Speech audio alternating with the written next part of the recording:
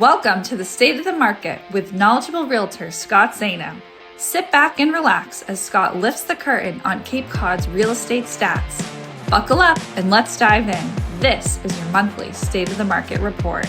Hey, everybody. Happy New Year. 2026 is going to be an amazing year for real estate from what I've been reading and watching and all the groups and supportive real estate groups that I'm part of. So get ready for a fantastic year for 2026 real estate.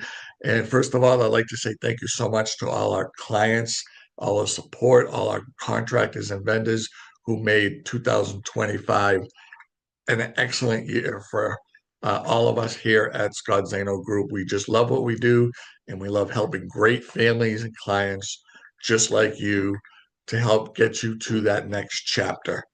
On that note, let's just dive right on in. I got some good stuff for you today. That we got the last state of the market here for the end of 2025.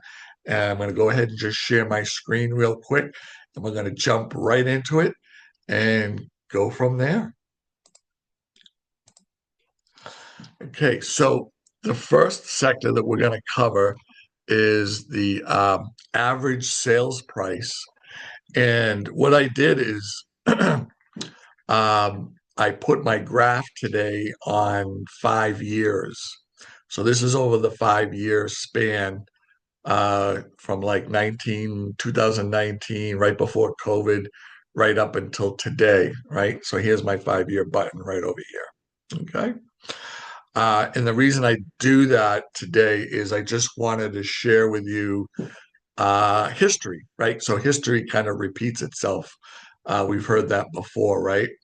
And I just wanted to share with you the data. This comes right from our local MLS.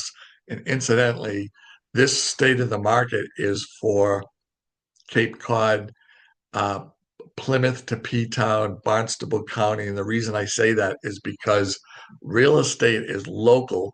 What I'm sharing with you today may not be the same uh, information that you may get in another state like Florida, Texas, Carolina, California, the Midwest. So keep in mind that if you are looking for information and stats, if you're going to move one way or the other, up or down the coast or across the coast, that the information that you get is local, which is what we're going to do today. So our Cape Cod MLS is keeping all those stats up to snuff, and real estate is local, right? So the average sales price, believe it or not, at the end of December is now 171,476 dollars. How does that compare? Well, if you look at just November, it was 953, which was an increase of 218,000. Some of that may have been because there was some properties that maybe came off the market, or maybe because December is not as busy as a month as some of the other months. And so that's what made those numbers maybe a little higher than normal because that's a big jump from month to month. However, typically um, properties do go up between 2 and 4%, every month here on the Cape, and we're projecting about the same for next year, between 2 and 4% increase in your property's equity. But for today, you're sitting at 1,000,001. So let's just say, that someone was looking at a house. Let's say someone bought a house um, in December of 2020, right? That's right there. It's $770,978. So in the short term of just 5 years, if someone had bought a house for 770, which was the average price point back then, that house today, going 5 years forward to today, right? Prices go up, prices go down, but at the end of the day, you're now sitting at 1-1. So, real estate continues, in my opinion, still to be the best bet to park your money for equity gains and increased wealth over time, right? Typically, a home will double in value every 8 to 10 years. So this has only been 5 years, and you can see how much the gains were. About 500,000, maybe a little bit less, but it's only been 5 years.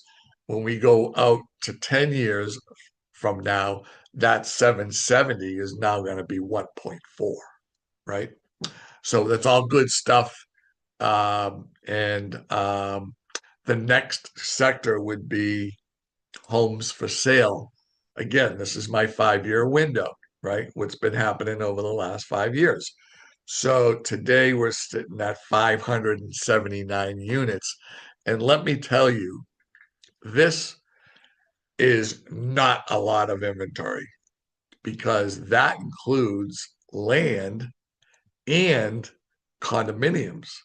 So if you back those properties out and you're only looking for a single family home, I would say you could probably back out 100 at least. So that 579 really, if you're looking to buy a home versus land or a condo, that number is really like 479 units. You divide that up over the different towns on the Cape from Plymouth to P-Town. Let's say there's 15 towns. Some towns don't even have any property for sale. Some it's one or two, right? So, well, with the lower inventory amount, is that a good time for me to list my house, Scott? Heck yeah. Less competition means more eyeballs on your property and higher offers, right? We're still seeing multiple offers here on Cape Cod. We're still seeing over asking. Are there some deals? Yes, there's always deals if you look hard enough. You just got to turn over more rocks, right? And we're going to get into the list to sale price ratio in a minute. I think you'll be pleasantly surprised. But for today, the active market listings are 579. What was it last month, Scott? It was 866, right? So we took a 287 drop in inventory in 1 month. Is that going to come back in the spring? I think so. It's going to take a little time, right?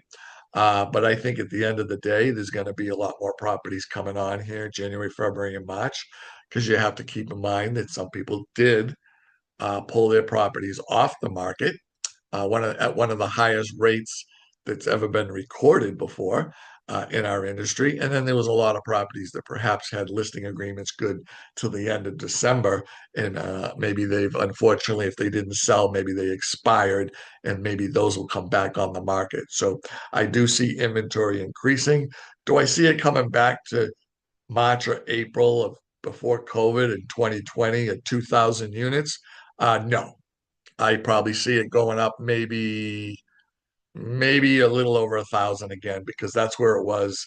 If you go back to the middle of the summer here, or go back January, February, March. Let's go to January of 25. So at the beginning of the year, there was 600 units. And if you look at the bell curve here, February, March, April, May, you see those numbers going up 6, 7, 8, 900. And then they peter off a little bit, maybe 1,000, 1,100. And then they come into September, October, and then it dropped back down to 579. So I see this bell curve going back up gradually over time in the next 3 to 4 months. All right, let's talk about days on market.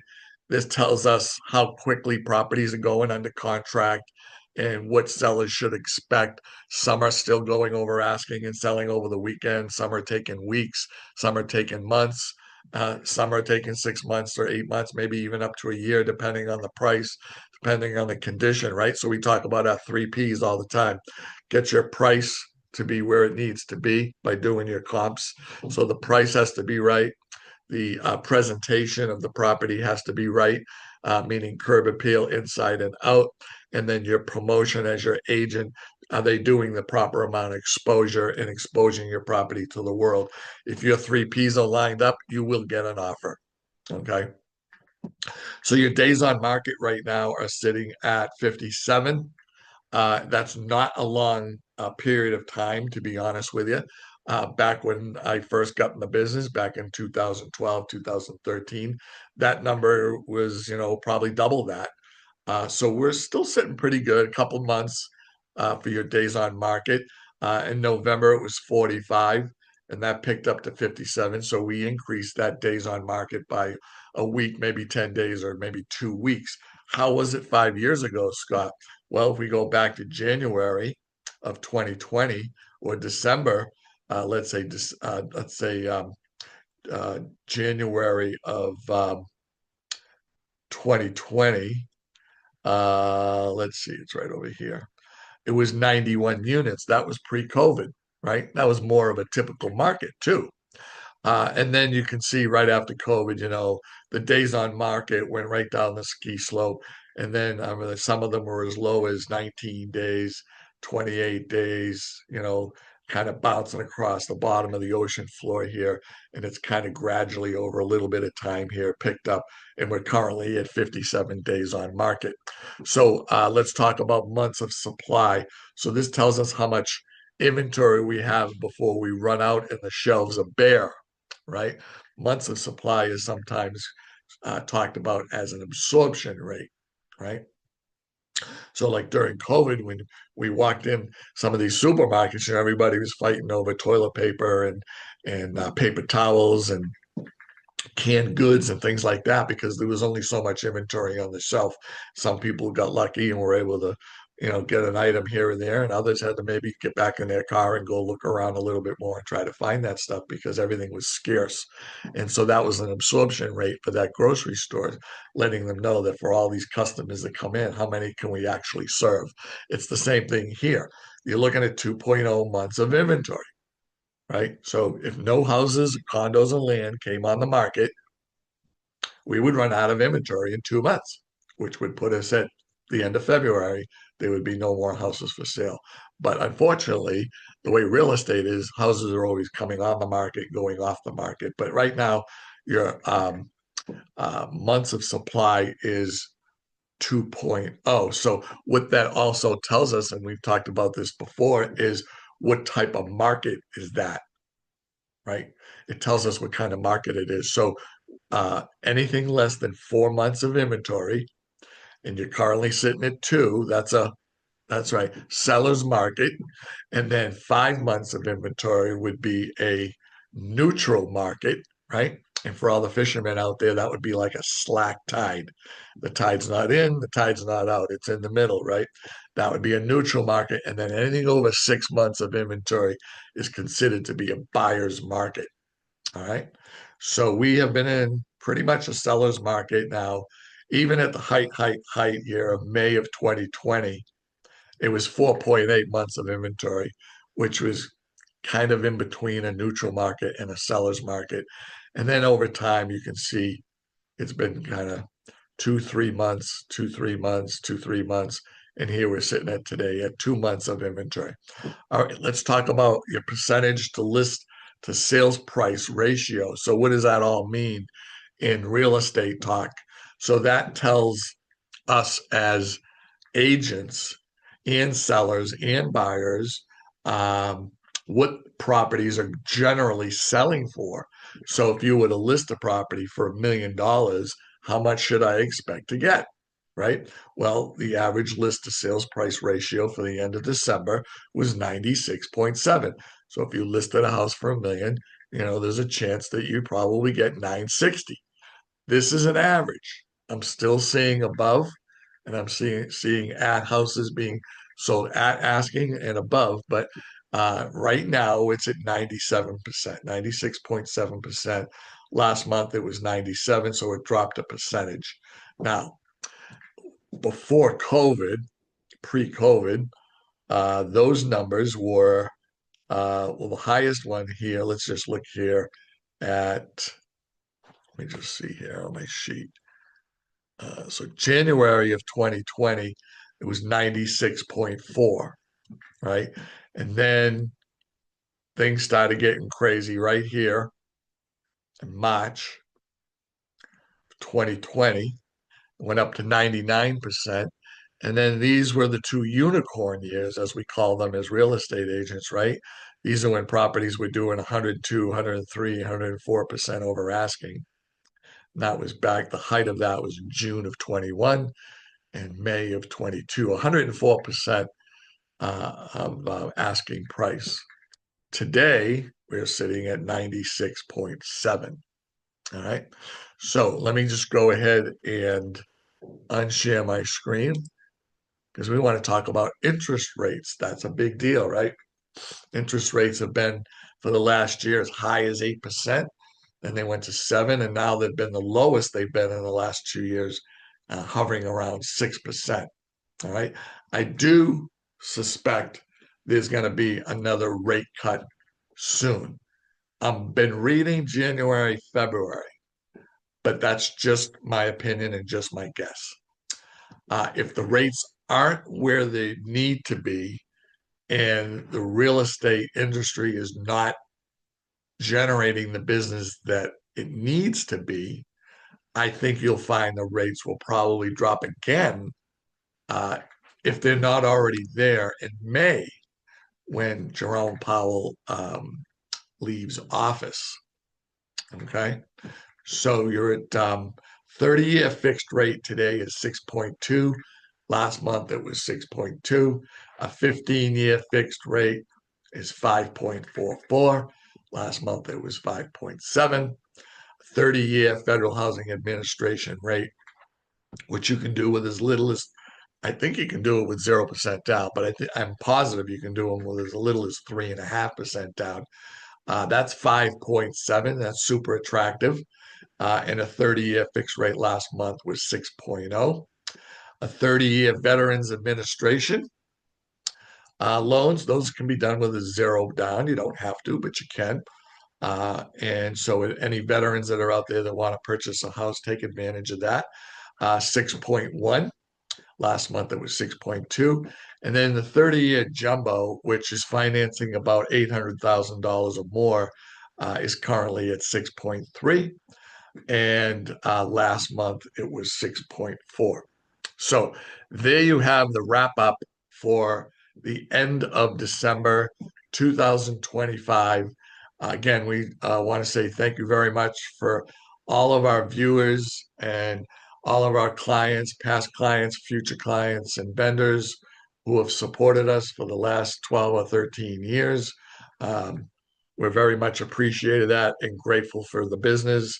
And we look forward to 2026. If you have any questions at all, you guys all know my door is always open. You can call me at 508-566-0051, or you can shoot me an email at sjzaino@gmail.com. And one other thing,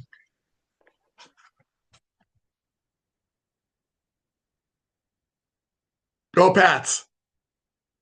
We'll see you on the next State of the Market for January 2026.